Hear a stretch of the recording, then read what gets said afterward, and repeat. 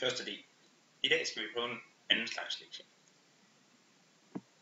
Lektien vil denne gang bestå i, at jeg gennemgår et slideshow med jer, og vi tager udgangspunkt i magtens tredeling, som vi snakkede om sidste gang. Denne gang vil der komme en lidt dybere introduktion til Folketinget og til regeringen. Og i timen er det så meningen, at vi skal arbejde med Folketinget og dets opbygning. Der vil også være et enkelt slide om domstolen. Det politiske system i Danmark er som i de fleste andre vestlige lande opbygget efter magtens tredeling. Magtens tredeling siger, at der skal være en lovgivende magt, en udøvende magt og en dømmende magt. Grunden til magtens tredeling er, at en person eller et regime eller en gruppe af mennesker aldrig må komme til at sidde på hele magten i et land, fordi så kan de blive korrupte og udnytte magten til egen fordel. Derfor har de vestlige demokratier delt magten mellem den lovgivende magt, altså en magt, der vedtager love, en udøvende magt, en magt, der sørger for, at lovene bliver overholdt, og en dømmende magt, som tager stilling til, om loven er blevet overholdt. Den lovgivende magt i Danmark er Folketinget. Folketinget består af 179 medlemmer, hvoraf de 175 er danske, de 2 er valgt på Færøerne, og de 2 er valgt på Grønland. Medlemmerne af Folketinget kaldes også for mandater. Et parti har et vist antal mandater, men det kommer vi til senere. Folketingets vigtigste opgave er at vedtage love. Folketinget vedtager de love, som gælder i staten Danmark, og lovene kan vedtages med et helt almindeligt flertal på 90 stemmer. Det vil sige over halvdelen af Folketingets medlemmer. Folketinget vælges ved et direkte og frit valg af hele befolkningen, altså dem der er over 18 år, og nogle enkelte andre undtagelser, som vi vil snakke videre om senere, minimum hver 4. år. Næste gang der er valg er 15. september 2015, men det er det seneste tidspunkt, der vil være valg på. Der kan faktisk godt komme valg tidligere, men det vil vi snakke mere om. Af strategiske og praktiske årsager har medlemmerne af Folketinget inddelt sig i partier. Det vil sige, at man har lavet grupper af mennesker, som har de samme holdninger. Det kan være ideologiske, det kan være sociale, og det kan være alverden. Man sætter sig altså sammen med dem, som har nogenlunde samme holdninger.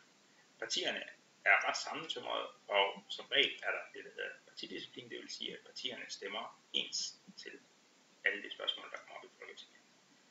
I øjeblikket er der 8 partier i Folketinget. Det største parti er Venstre, som har 47 medlemmer, og det mindste parti er de konservative, der har 8 medlemmer. Socialdemokraterne er næsten lige så store som Venstre med 45 medlemmer. Den udøvende magt i Danmark er som sagt regeringen.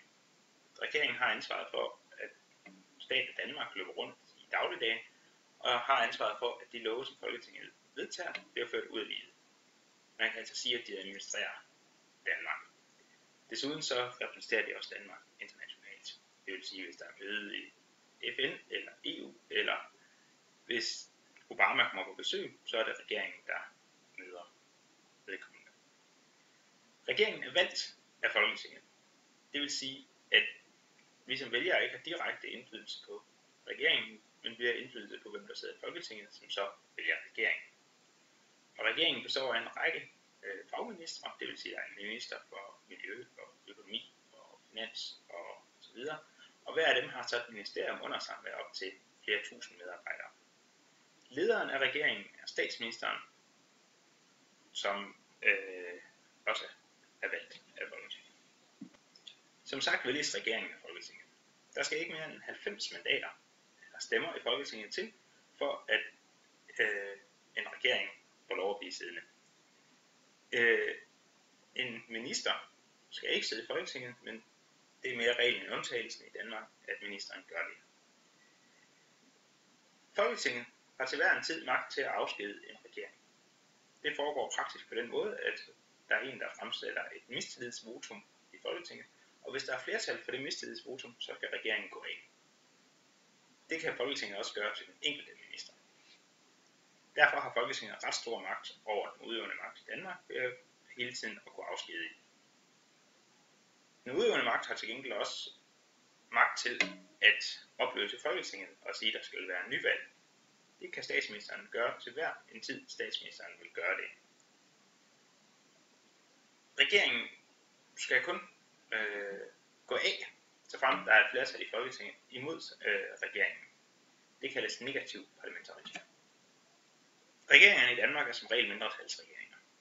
Det vil sige, at de partier, der er med i regeringen, ikke har over 90 mandater i Folketinget. Derfor skal regeringen i Danmark som regel ud og søge flertal for den politik, regeringen ønsker at føre. I øjeblikket der består regeringen af Socialdemokraterne og de radikale venstre. De to partier har i alt 62 medlemmer af Folketinget. Det vil sige cirka en tredjedel. Derudover så har Enhedslisten, som har 12 medlemmer, og SF, som har 12 medlemmer, og Uffe Elbæk og to nordatlantiske mandater, altså to, der er valgt på Færøerne og Grønland, sagt, at de vil støtte regeringen. Derfor har regeringen og støttepartierne alt i alt 91 medlemmer. Men det betyder ikke, at regeringen altid fører politik sammen med støttepartierne. Det kan de lige så godt gøre med alle mulige andre. Det væsentlige for regeringen er ikke at blive væltet og få sin politik igennem. Som de fleste af jer ved, er Danmarks statsminister i øjeblikket Helle Thorning-Schmidt. Hun blev statsminister efter sidste folketingsvalg i 2001. Der har hun siddet i godt 3 år. Danmarks vicestatsminister, altså nummer 2 i rækkefølgen, som også er økonomiminister, er Morten Østergaard fra det radikale venstre. Han har kun været det i et par måneder. Regeringen består af 20 ministre i alt, som har hver deres fagområde og ansvarsområde. Den sidste magt i magtens tredeling, som vi kun vil omtale kort, er den dømmende magt, domstolene. Domstolene skal til hver en tid dømme i, hvorvidt loven i Danmark bliver overholdt. De skal tilse, at der ikke bliver begået overgreb på statens side på enkelte borgere eller virksomheder osv. I Danmark har vi 3 retsniveauer. Vi har byretten, landsretten og højesteret. De fleste sager i Danmark, hvis man går til domstolen med den, starter ved byretten.